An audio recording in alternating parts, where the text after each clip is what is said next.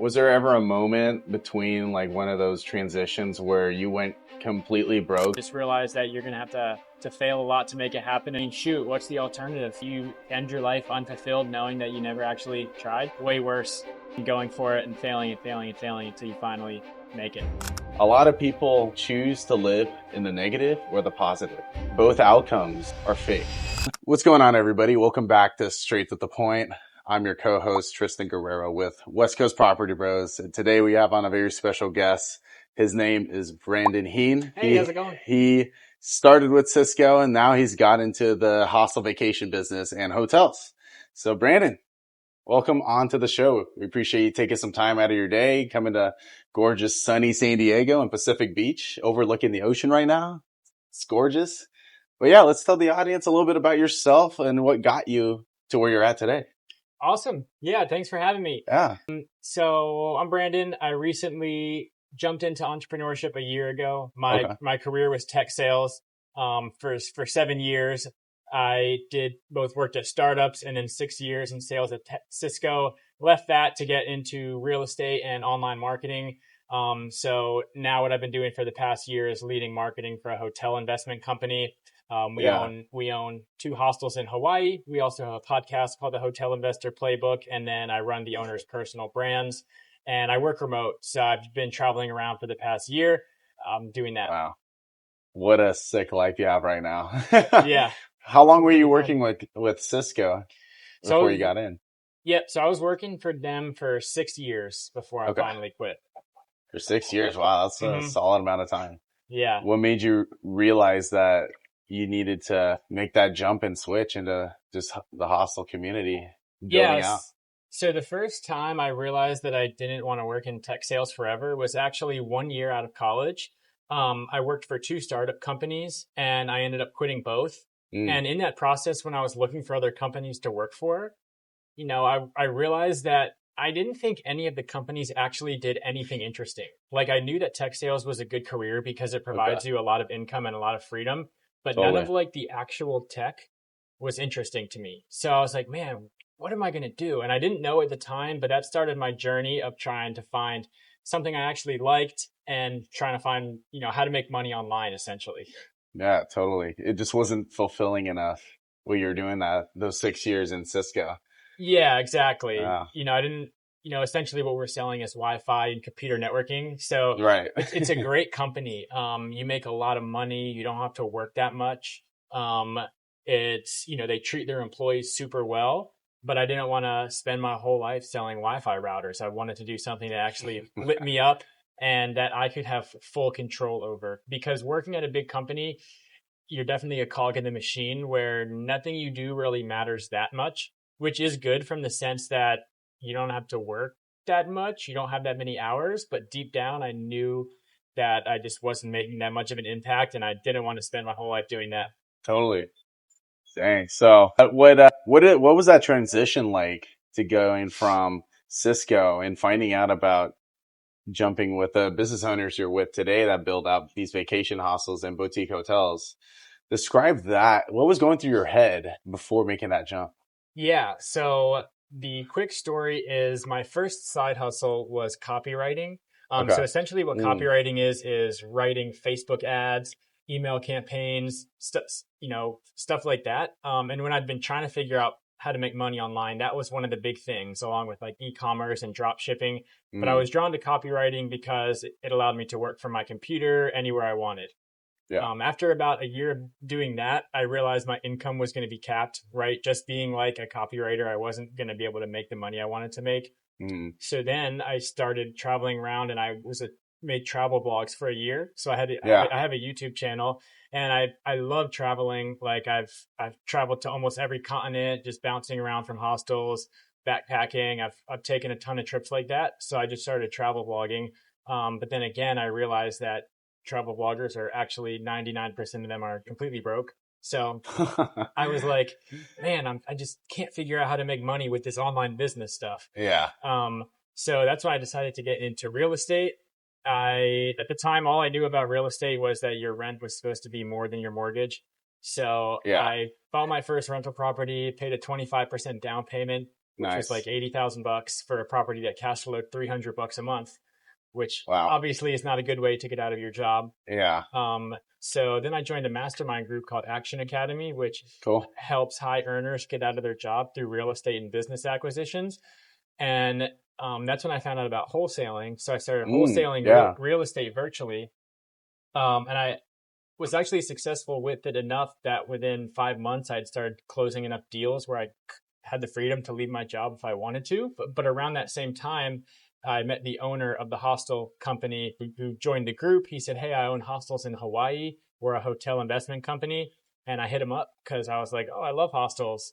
Like, that sounds like a cool business." Didn't plan to work for him at the time, but over, talking more over the course of 2 months, he was like, "Hey, we're growing our team. We want to hire a head of marketing." So I had that background of copywriting, working for online coaches, helping to build owners' personal brands, and creating videos. So, and I knew about real estate. So being the head of marketing for a hotel investment company was just combining all of those skills that I'd had. Wow. Quite the journey you have there to be where you're at today. Yeah. And now you're staying in San Diego for the next 30 weeks after being here for a couple of weeks after our trip to Tulum with Rich Summers' mastermind. Yeah. So that was pretty fun. I'm not going to lie. That was a blast. Now let's get right into the nitty gritty, right into the episode here, Sweet. Brandon. So everyone wants that laptop lifestyle dream. You're actually living it right now. Mm-hmm. Everyone loves to travel, do all that. What's the part that they wouldn't sign up for if they saw the full picture of what you do?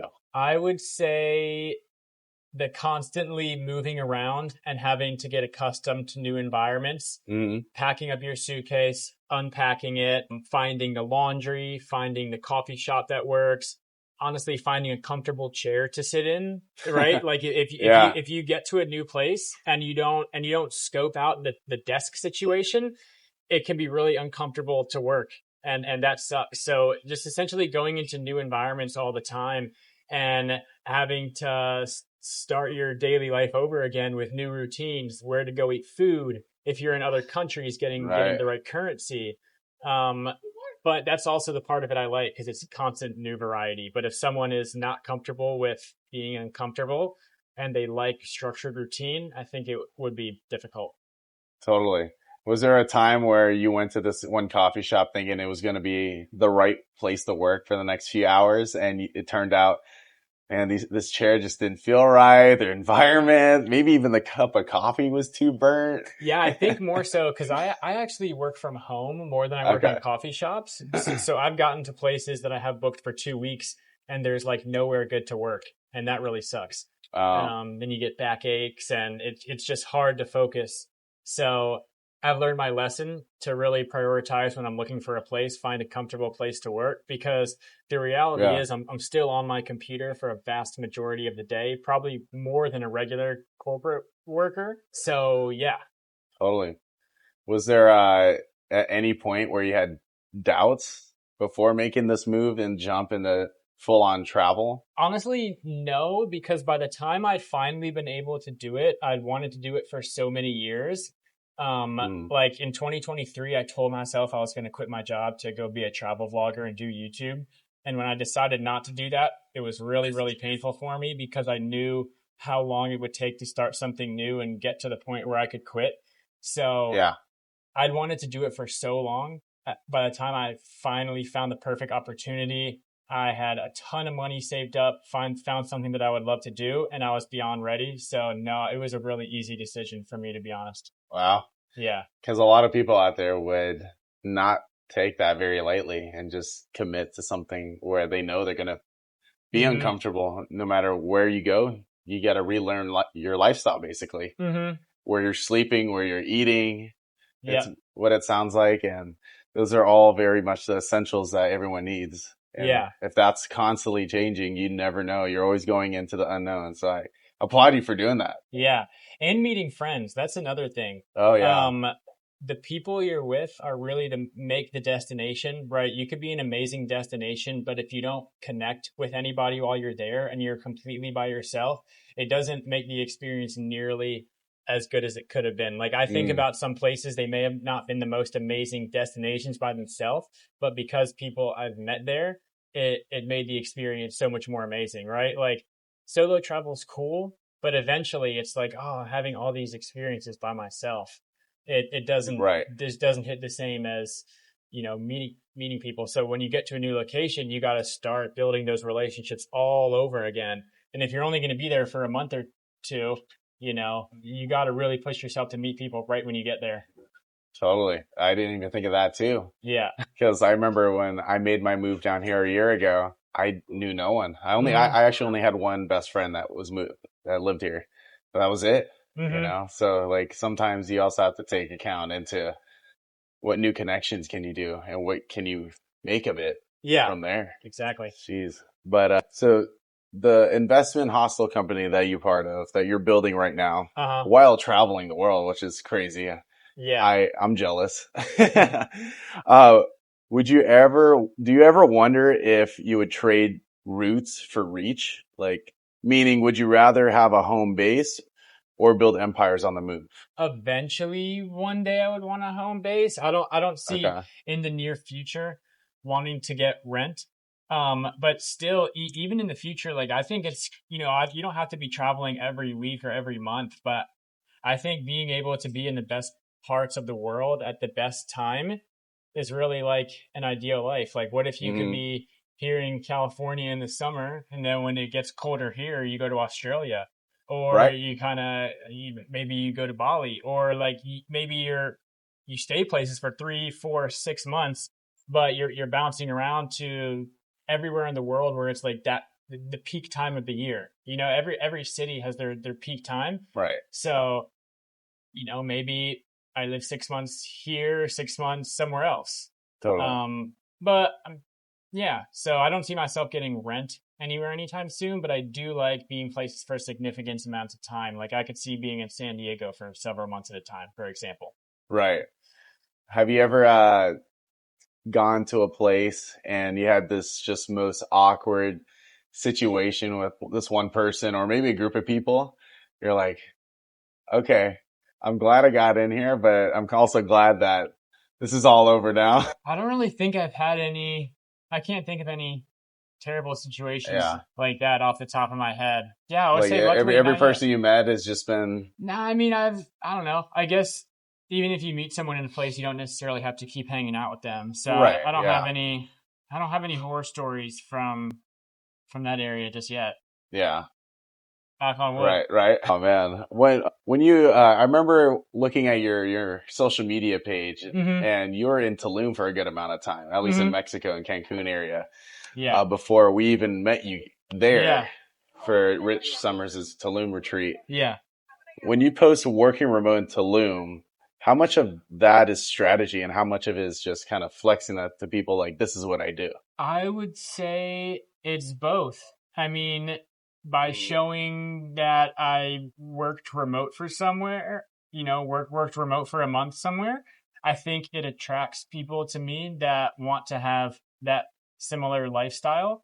And one of the greatest things about social media is that you're able to bring people into your life who are similar to you, right? Like you can go onto my page and kind of see the life I like to live. So if someone loves traveling and working remote and they see that I just did that in Tulum, maybe they reach out or something like that, So I think it helps to bring, I just show my life that I live, and in the hopes that not in the hopes, it does bring people into my life who have the same values and interests. So I think a lot of, some people, obviously not us because we use social media and post on it, but some people say, oh, well, social media is poison, I want to connect in person. But I think social media can be one of the best ways to find people that are most similar to you to actually connect with in person. Totally. Yeah, that's a different way to look at it. Yeah. And it's called social media for a reason. Like, if you're not able to connect in person, how do we connect online? Yeah. And like what you said, then connect in person. Maybe like while you're traveling too, you connect on social media, and then to wherever, let's just say you travel to Bali. Yeah. You happen to connect someone there. Oh, you meet them, and that's a new connection there. Yeah, and then you follow each other on social media and you quickly get to know a lot about that person and you're like, okay, do I want to keep hanging out with this person or do I not want to spend my time to hang out with them anymore, basically. Yeah. So it's a lot quicker way to get to know people. And Mm. I think that's a huge benefit of it, especially when you're traveling and you don't have a singular home where you see the same people over and over and over again. Totally. Has there been anyone on social media that's reached out that saying on how inspired they are by your journey and your experiences that you've been creating? Yeah, definitely. And that's kind of cool because for so many years, especially when I didn't have a social media presence, I was always the one like seeing other people post and do the things I wanted to do and reaching out to other people for help and reaching out to other people to get advice and telling them that I admire them and what they want to do. And just from the last year of posting, and I still have a super small following. I only have 1,200 followers on Instagram, a couple thousand on LinkedIn, but I've had at least like 5 to 10 people, usually guys in like their younger to mid 20s who are like, hey, I see what you do. I think it's super awesome. Like would love to just chat with you about how you got to where you're at. And it's really cool to kind of be on the other side of the table and give advice to people who were like me at one point, when I was in my younger to mid 20s and I had no idea how I would be able to live the life I do now, doing what I want, traveling. So yeah, it's really cool to be able to kind of be on the other side of the table now. Right. Yeah. Yeah. It's kind of cool. Like someone coming up to you, looking up to you as like someone that's asking for help even. Yeah. Or for inspiration. Cause in sales, people hate asking for help, I don't know if you've experienced that through your previous experience with Cisco, but people don't like to raise their hand and ask for help.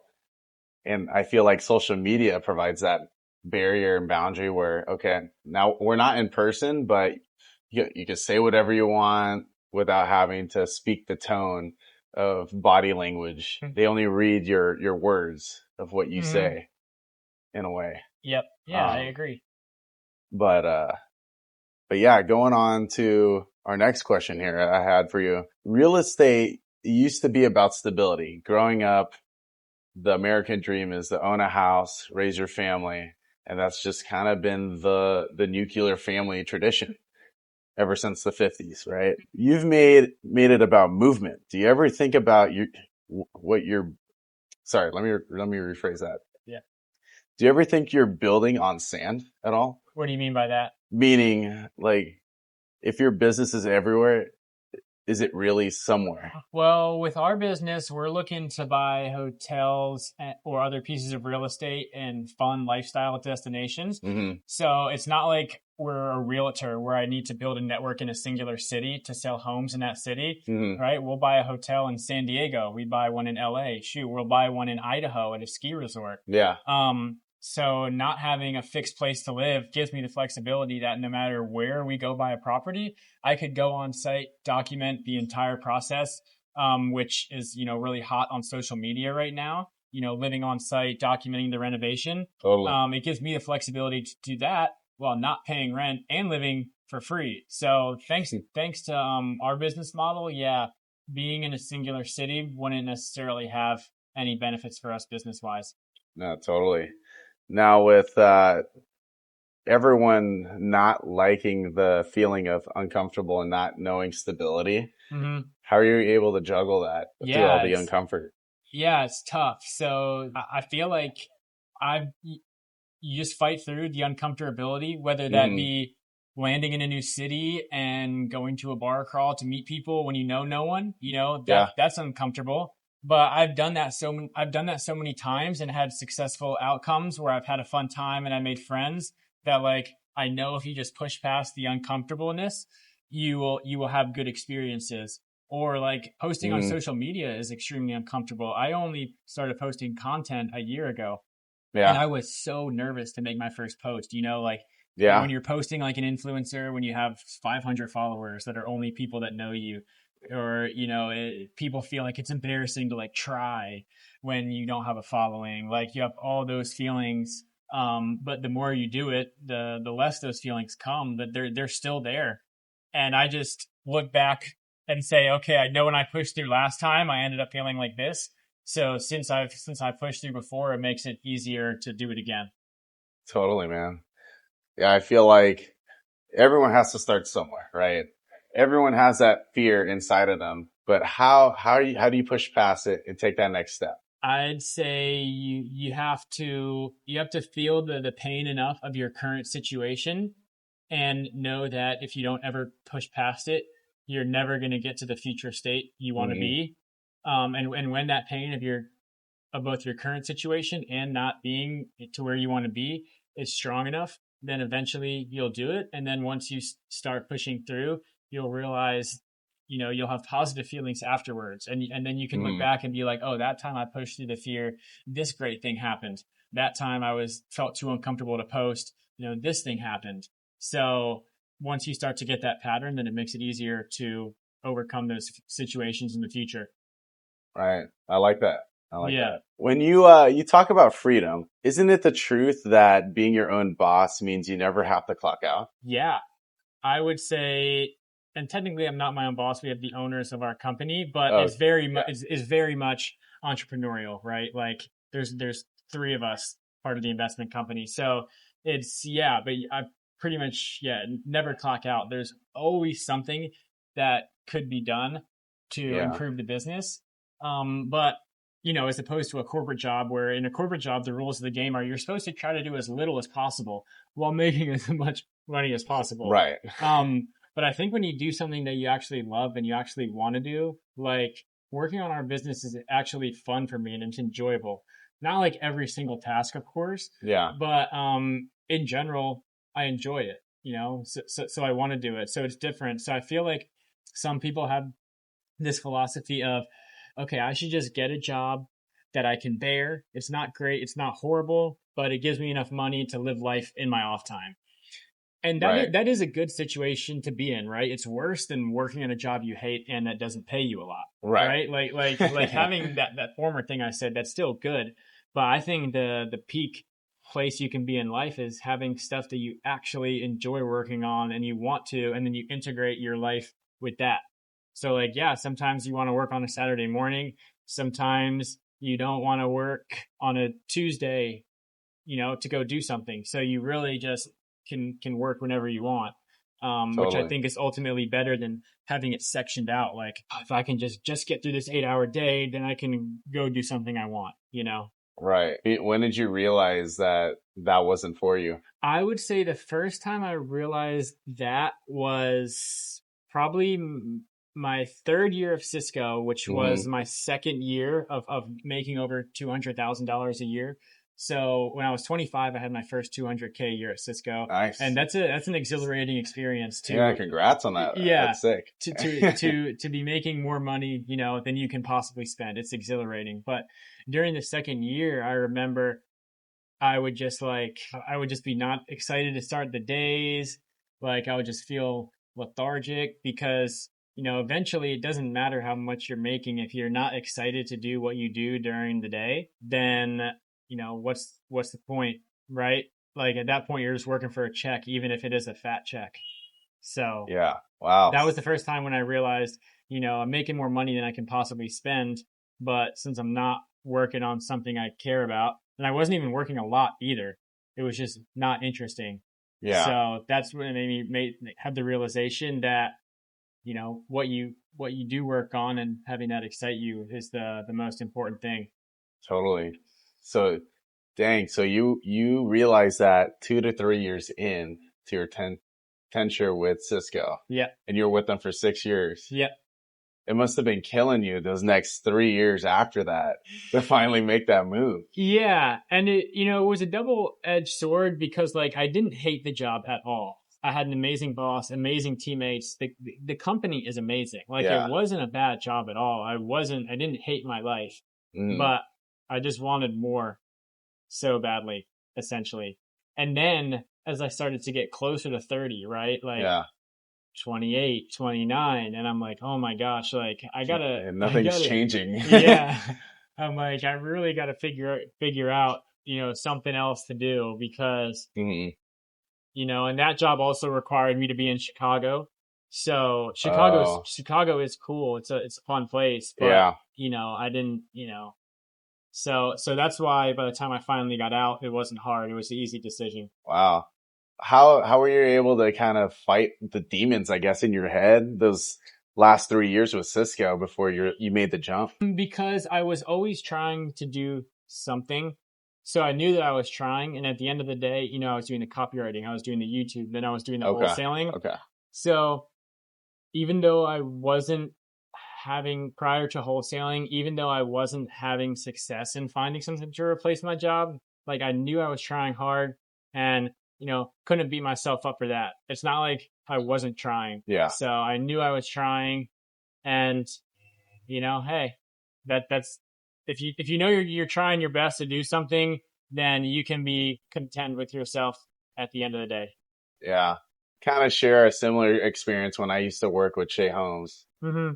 They're actually a private home builder, and I honestly felt that same way too. Mm-hmm. I'd wake up lethargic, and I'd get to the office not excited. I thought I was when I interned for them. I'm like, because it's something brand new. I'm like, oh Yeah. wow, it's cool that they're digging holes in the ground and laying like pipe Yeah. and stuff for new development. And then that all changed after I graduated school. So Mm-hmm. I feel that lethargicness, feeling no energy, no excitement going into your job, it can be kind of painful. And there's a lot of people out there struggling even with that. So I'm glad you touched on that. That's good. Now, kind of switching gears a little bit. When you're behind the scenes, when the cameras are off, Mm-hmm. no one's looking at your social media, nothing. Mm-hmm. Who is Brandon? Like, what's the moment that made you question everything you're chasing?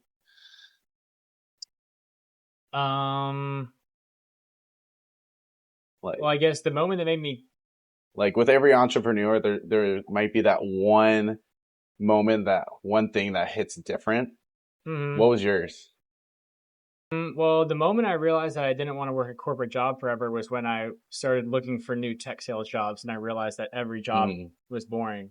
So Yeah. that the career that I thought I wanted to do, which was tech sales, which is a great career, it's one of the best careers to make a lot of money, not have to work that much, and have freedom. Like it is an amazing career, which is why I went into it because that's what I wanted: money, time, freedom. When I realized that tech sale, I was like, man, all these companies are just so boring. I don't want to work for any of these companies. That's when I was like, okay, I have to figure out how to do something else. So that's when I started trying to figure out how to make money online. Totally, totally. If someone came in and tried to copy your exact path that you're on, Mm-hmm. travel, doing real estate, social branding, putting yourself out there, what's one lesson they'd have to learn the hard way? I would say one lesson they have to learn the hard way is that you're going to have to try a lot of things and spend a lot of time, energy, and money on one route. And it's not going to work out, or you're going to realize it's not the thing you wanted to do. Mm. Like, I feel like each thing I've done, copywriting, YouTube, and wholesaling, it takes a year before you even get good at it or before you really get into it. That's a lot of time. And there's a lot of work that goes in up front, paying money to join masterminds, learning new skills, Right. spending time sucking before you become decent. And then when you realize it's not the thing you want to do, you're like, oh man, you have to start over again. That's how I felt when I was quitting YouTube. Like I put so much time, effort, money into becoming from a complete beginner to becoming decent. So that's why deciding to stop was a really hard decision because I was like, I had to start this cycle all over again with something new. And you know how painful it is to go from beginner to slightly above beginner. And that happened to me a lot of times before I found something new. And now yeah. Was there ever a moment between like one of those transitions where you went completely broke trying to make something work, whether it was a copywriting business or the YouTube online, made you go just expend you, rinse you out of everything that you had, and you realize I have to start over? I'm going completely broke, no, because I made a ton of money from Cisco for the last 4 years. So Okay. I never got close to being broke. But when I was starting the wholesaling business, I was spending about 6K a month in marketing. Wow. And I was already spending about 8 to 10K a month just living my life. So I was probably for 6 months, I was going quote unquote paycheck to paycheck after 401k and all that stuff on a 300K income, right? I was spending 15 something K a month to live and wholesaling and didn't close a deal for 5 months. Yeah. And I watched my net worth not climb for 6 months, but then it exploded in like 3 months. Wow. It climbed by like over 120,000 and like, which is a lot for me, in like over 3 months because I closed a whole bunch of deals and I got some fat commissions from Cisco. So yeah. Yeah. Have you ever seen the video where there's the guy trenching, digging the hole with the pickaxe, and Yeah. there's the jackpot of gems on the other side, and he gets really close, but then he Yes. decides to quit before he just takes another hit with his pickaxe to get to the gems. Yes, that was me with wholesaling, with a lot of things. Yeah. And that's what keeps me going all the time now. Like we've been, I've been going hard on like social media branding for our owner and for our company for a year. Yeah. And we're very fully in the stage of hitting the pickaxe and not reaching the diamonds, following, not growing a lot, like, not significantly driving necessarily bookings to the properties where we don't know how much. But I know that I know because of my other scenarios that we're going to figure it out and it could pop at any moment just because I've seen that happen with people on social media so many times where they just Yeah. growth is like a hockey stick sort of in the sense that it can come all at once out of nowhere. So since I've seen that situation play out in other activities in my life and then Mm, with other people on social media, that's what keeps me going. totally. And some people get there and they decide to just quit altogether. Yep. What kind of advice would you get to someone like just to keep pushing, even though like you feel like you're so far, but it actually could be right there if you just keep going. Yeah, I would say first off, make sure it's something you actually want to be doing and you want the end result. If you hate it and you're doing it just because you're trying to make money, quit and do something else. Totally. It should be because if you keep trying long enough and hard enough at anything, like you're just bound to have that breakout. And if it's Mm, something that you really want to do, there's not many things like that in life. I feel like you just got to keep going because if you really want to do it, then why do something else? Because you're just gonna have to start all over again. Make sure your end goal is what you want and worth it for you. totally. I like that. Yeah. Now everyone preaches balance. I love this one. Yeah. Work-life balance, right? Now, be completely honest. Is Yeah. balance even possible when you're building something big and from scratch? I would say it depends on your definition of balance. Okay. If you don't want to be working a lot and you just want to be hanging out, either like just hanging out on the beach or drinking or whatever, then no, because you have to do a ton of work to build something big. But if you enjoy it, then it is worth it. And it's not like painful. It's completely different than like going to a job where you're like, all right, I just got to make it through these 8 hours so I can go home. Yeah. It's if it's something that you actually want to be working on and you can integrate it with your life, then I think that's actually a better balance than having the two separate segments of, okay, now my life is fun because I'm not working. Now my life sucks because I'm working. Instead of Mm, it can just be good all the time if you're working on something that you like doing. And yeah, and of course, it's obviously not always good all the time, but right. I think that's a better way to go about things than the stark difference of having a job where you're just trying to get through and then you think you're living your life when you're not at your job. Totally. I like that. It kind of gave me a different perspective actually on that because Yeah. people think like, all right, let me work to get money. So then I do have that life balance to have fun, Mm-hmm. which you shouldn't work like that. Like what Exactly. you said, like you should do what you love, but then also have fun. Like Yeah. that's And what keeps you level. and the reality is if you have a job where you're working a 9 to 5, that is no life, especially if you have to go to an office. You have to leave Yeah. the house at 7 and you get home at 6. There is no time to enjoy your actual life anyways, except the very short weekend where you get Yeah. the scaries on Sunday anyways. So if Yeah. you do have a job that you don't like, you're not necessarily you may have more time where you don't have to think about anything or you don't have to work. Whereas if you have a job where you're working 9 to 5, you may have more time to actually do nothing or to not work, but it's still not very much time at all compared to if you actually love what you do and it energizes you. You do really have a lot more time to live and love life. Totally. I just got back from a trip in Vegas. Mm-hmm. My first time ever in Vegas. What a place, I'll say that. And when it was we were there for our nonprofit that we're a part of, and we're going around for sponsorship. And we went to an event hosted by Freedom Mortgage. They're a top 6 mortgage company in the nation. And there was a guy there from Realty of America. His name's Victor. First time meeting the guy, he's one of the founders of Realty of America that grew to 2,500 agents in 1 year, which is insane. So I asked him, what mindset did you have to have going into building such a big company you have now in 1 year? And he told me, a lot of people choose to live in the negative or the positive. Both outcomes are fake or imaginary. But like most of America, most people think, oh, I can't do that. I'm not going to get there. I'm too slow. Like it's never going to happen. Why live like that when you have the other side to be positive? Like, oh, I am going to get there. I am going to achieve that. I am getting faster, you know?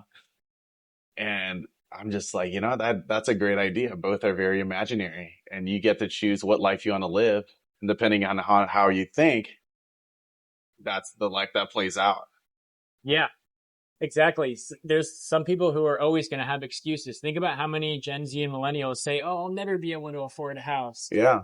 They just complain, think they'll never have the life I want. I mean, shoot, how many Gen Z and millennials do we know that own a ton of houses? Yeah. And they weren't necessarily rich, or they didn't get given money. They figured out how to make it happen. Right. So it's like, there's people who are always going to play the victim no matter what.